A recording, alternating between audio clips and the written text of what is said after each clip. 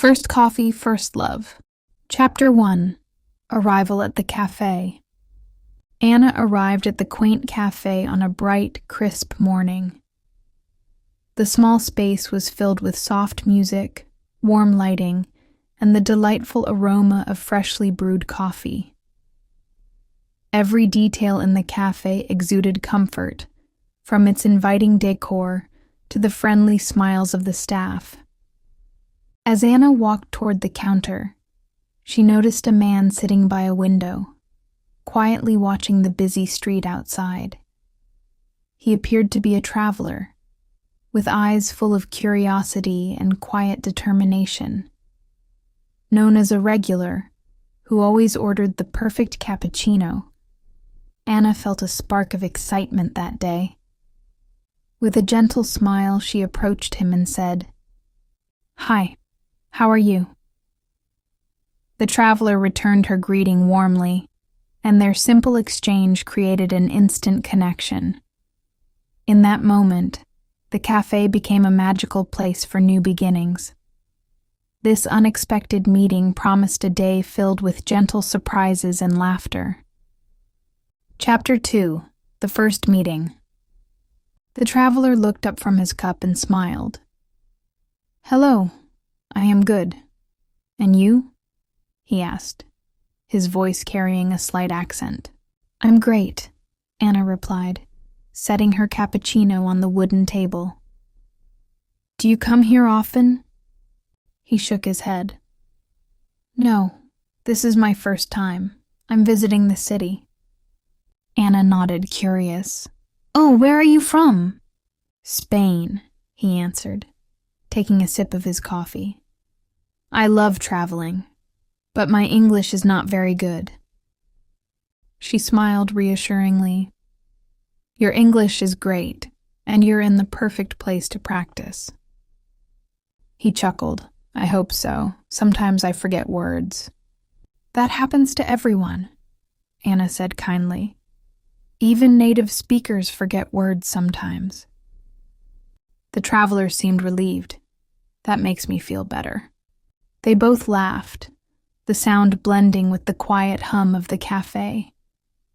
The warmth of the coffee, the soft chatter around them, and the ease of their conversation created a comfortable atmosphere. Anna felt a quiet joy. Talking with a stranger, sharing small moments, and embracing the simple pleasure of connection. It was a meeting that started with coffee but felt like the beginning of something much more. Chapter 3. Dialogue and Discovery. Anna stirred her cappuccino, watching the traveler as he enjoyed his drink. "So, what do you think of the city so far?" she asked. He smiled. "It's beautiful, very busy, but I like it." She nodded. "It can be a little crazy, but the best places are usually hidden. Have you explored much yet?" "Not really," he admitted. "I arrived yesterday. I walked around a little, but I don't know where to go." Anna's eyes lit up. "Oh, you need to see the old town. It has amazing little streets, bookshops, and more cafes like this one." "That sounds perfect," he said. "Maybe you can recommend a good place for lunch." "Of course," she said enthusiastically. "Do you like Italian food?" "Yes, I love it," he said with a grin. Anna clapped her hands together. "Then you have to try Mario's, best pasta in town." The traveler laughed. "Okay, I will trust you." Their conversation flowed naturally, and each new sentence felt like a small step toward friendship. Anna noticed how he listened carefully to her words, sometimes pausing to repeat them softly to himself. "You're really improving your English already," she said encouragingly. He smiled. "Talking with you helps." Anna felt a small warmth in her chest. It was strange how a simple conversation could feel so meaningful. Outside, the city moved fast, but inside the cafe, time seemed to slow down, just enough for two strangers to truly connect. Chapter 4: Connection and Sharing. The traveler took another sip of his coffee, then set the cup down carefully. "So, what about you?" he asked. "Do you live here?" Anna nodded. "Yes, I was born here. But sometimes I dream about traveling too, seeing new places, meeting new people." He smiled. "Traveling is amazing, but sometimes I miss home." "I understand," Anna said. "Home feels different when you're far away, right?" "Yes," he agreed, "but meeting kind people makes it easier." Anna felt a slight warmth in his words.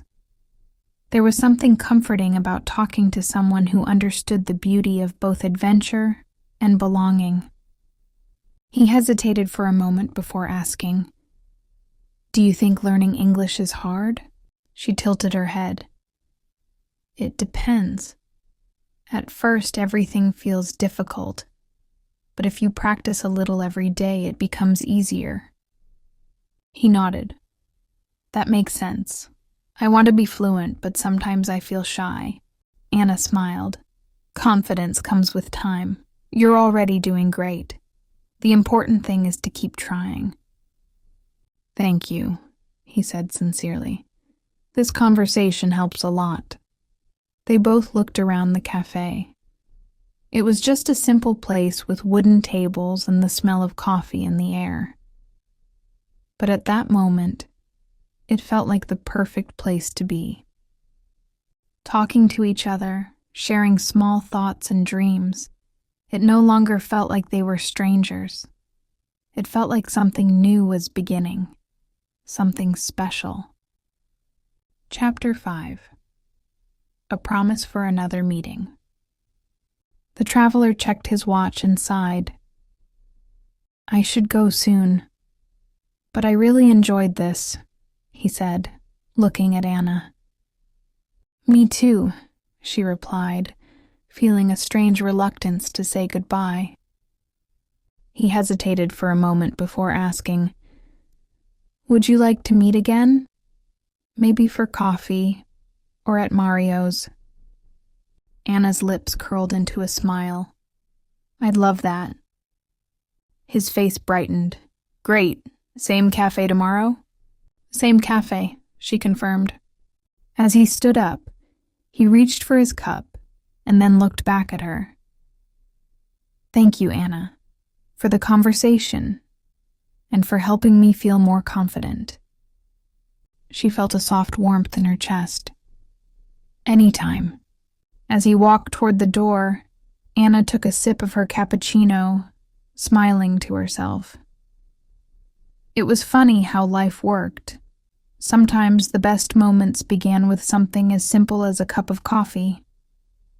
Chapter 6: Reflection and Anticipation. Anna watched as the traveler disappeared into the busy street. The cafe suddenly felt quieter, as if something important had just left with him. She took another sip of her cappuccino, letting the warmth settle inside her. Meeting someone new had been unexpected, but it had felt natural, almost effortless. She thought about the way he repeated words softly to himself, how he hesitated before speaking but always found the right words in the end. Learning a language wasn't just about grammar or vocabulary, it was about connection, about confidence. She glanced at the empty chair across from her and smiled. Tomorrow they would meet again. Another conversation, another moment to share.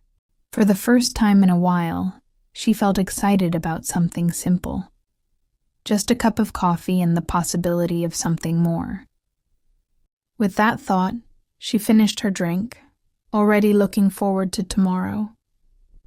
Chapter 7: A New Day, a New Conversation. The next morning, Anna arrived at the cafe a little earlier than usual. She found a cozy spot by the window, the same place where the traveler had sat the day before. The sun shone through the glass, casting a warm glow over the wooden table. She tapped her fingers lightly on her cup, feeling a mix of excitement and nervousness. Would he really come? Or had their meeting been just a passing moment, easily forgotten? Just as she took a deep breath, the door opened, and there he was, smiling, a little out of breath, as if he had hurried to be on time. "Good morning," he said, his voice filled with warmth. "Good morning," Anna replied, unable to hide her smile. He sat down, setting his coffee on the table. "I was afraid I'd be late." "You're right on time," she reassured him. He exhaled, looking relieved. "I practiced some English last night. I want to get better." Anna grinned. "Then let's practice. Over coffee, of course." He chuckled. "Of course." And just like that, their second conversation began. Easy, familiar, like they had known each other far longer than just a day. Chapter 8, Learning Through Connection. As they sipped their coffee, the traveler leaned forward slightly. "I learned a new phrase yesterday," he said, his eyes bright with excitement. "Oh, let's hear it," Anna encouraged. He cleared his throat. "Practice makes perfect?" Anna laughed softly. "Yes, that's a great one, and it's true." He smiled proudly. "I try to remember, but sometimes I forget words." "That's normal," Anna reassured him. "The best way to remember is to use them in real conversations, like this one." He nodded. "That helps a lot. I feel more confident." "Exactly," she said, "and confidence is just as important as vocabulary." For a moment, he seemed thoughtful. Then he asked, "Why do you like helping me?" Anna hesitated, then smiled. "Because I love languages, and I think learning a language is not just about words, it's about people." He looked at her, something unspoken in his gaze. "I think you're right." Their conversation continued, flowing effortlessly between English and small pauses filled with laughter. The cafe, the noise of the city outside, the warmth of the coffee, it all faded into the background. Because at that moment, nothing mattered more than the words they shared. Chapter 9, More Than Just Words. The traveler stirred his coffee slowly, choosing his words carefully. "I think learning English is not just about talking. It's feeling." Anna tilted her head, intrigued. "Feeling?" He nodded. "Yes. When I speak English with you, I feel connected." A warm smile crossed her lips. "That's because language is more than just words. It's about understanding." He thought for a moment before speaking again. "Yesterday I was afraid to speak. Today I feel different." Anna leaned forward. "And why is that?" He met her gaze. "Because you listen. You make it easy." Her heart fluttered slightly at his words. She hadn't expected their conversation to feel this meaningful. "Well," she said softly, "sometimes the right person makes all the difference." Silence settled between them. Not awkward, but comfortable. Outside, the world moved fast, but inside the cafe, time felt slower, stretched into something delicate and special. Finally, he broke the silence. "Tomorrow? Same cafe?" Anna smiled. "Same cafe." As he finished his coffee, she realized something. This wasn't just about English anymore. It was about connection, about two strangers who had found something unexpected in a simple conversation over coffee. Chapter 10. A Beginning, Not an End. The next morning, Anna walked to the cafe with a lightness in her step. The air was crisp, the city just beginning to wake up. She didn't know exactly what she was feeling, but it was something new, something exciting. As she reached the cafe, she spotted him immediately. He was already there, waiting at their usual table, 2 cups of coffee in front of him. When he saw her, his face lit up. "Good morning," he said, sliding one of the cups toward her. "Good morning," she replied, sitting down. "You ordered for me?" He grinned. "Of course, I remembered. Cappuccino, right?" She laughed, touched by the small gesture. "You remembered." They sat in easy silence for a moment before he spoke again. "I realized something." "What's that?"